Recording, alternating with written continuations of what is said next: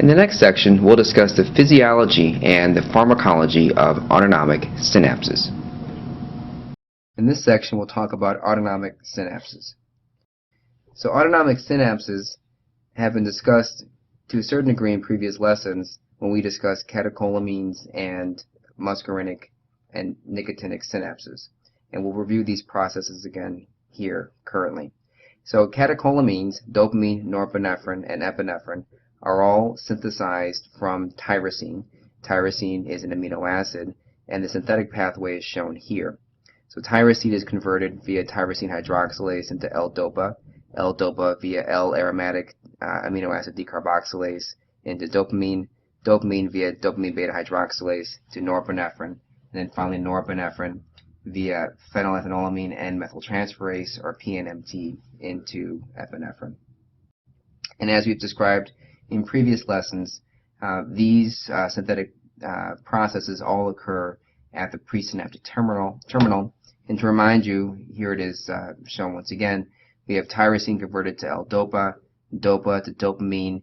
Importantly, dopamine has to be transported into a presynaptic vesicle in order to be converted into norepinephrine. And the reason is the enzyme that converts dopamine to norepinephrine, dopamine beta hydroxylase, is localized to these vesicles. Norepinephrine is then released with the appropriate stimulus, such as an action potential depolarizing this whole presynaptic terminal, calcium rushing in, and then norepinephrine is released and binds to some form of adrenal receptor. Norepinephrine activation is discontinued via uptake of the norepinephrine, either pre or postsynaptically via uptake 1 or uptake 2, respectively, and is then further broken down by monoamine oxidase, which is a mitochondrial-associated enzyme, often found presynaptically, or COMT, catechol O-methyltransferase, found in many different regions.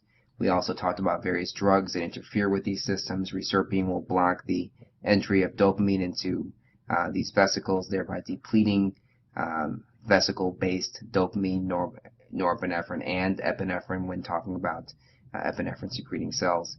Bertillum and guanethidine will block the release of norepinephrine, and cocaine will block the reuptake of norepinephrine as well as dopamine presynaptically. Chromaffin cells have been mentioned now a couple of times. Chromaffin cells in many ways are simply modified postganglionic sympathetic neurons, except that they don't have an axon, and they have one additional enzyme, and that's PNMT. So in a chromaffin cell all the same biochemical machinery to create catecholamines exist. The only difference is they also have PNMT. So at the stage that norepinephrine is synthesized, norepinephrine is then transported back out of its vesicle, and then norepinephrine within the cytosol is converted to epinephrine, via the activation of PNMT. Both norepinephrine and epinephrine are packaged in the vesicles, although there is much more epinephrine than norepinephrine, approximately 4 or 5 to 1 ratio of epinephrine to norepinephrine in these vesicles. And these are then released directly into the bloodstream. One major difference, as one might imagine, between epinephrine activities and norepinephrine activities is in the time course of action.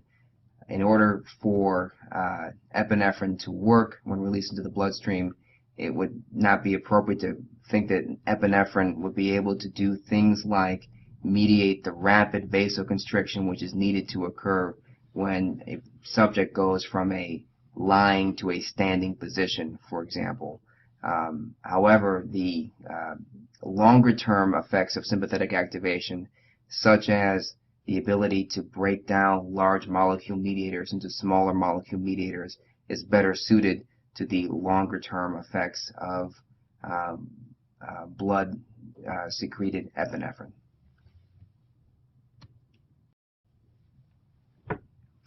The acetylcholine synthetic pathway is shown here. As mentioned previously, choline acetyltransferase will move the acetyl group from acetyl coenzyme A to choline to form acetylcholine, and that synthetic process is shown here. This slide illustrates the cholinergic synapse. Again, acetylcholine is packaged in the presynaptic vesicles, shown here as a green vesicle number 2. These vesicles are released. These vesicles are fused and then release neurotransmitter into the synaptic cleft. Acetylcholine will bind to one of 2 different kinds of cholinergic receptors, either a nicotinic or muscarinic receptor, and is then broken down by a acetylcholinesterase, which is situated on the postsynaptic membrane, which will break down acetylcholine into acetate plus choline, which is recycled back into the presynaptic terminal. Pheochromocytoma is worth knowing about. This actually is quite a rare disorder in real life, but quite common in USMLE life. And the reason is there's a lot to be learned about pheochromocytomas and what they tell us about the biology of the sympathetic nervous system. So a pheochromocytoma is a neoplasm of chromaffin cells, and these chromaffin cells tend to release very large amounts of epinephrine and norepinephrine in somewhat of a pulsatile manner. This is a life-threatening condition. There are both acute and more chronic life-threatening manifestations of a pheochromocytoma.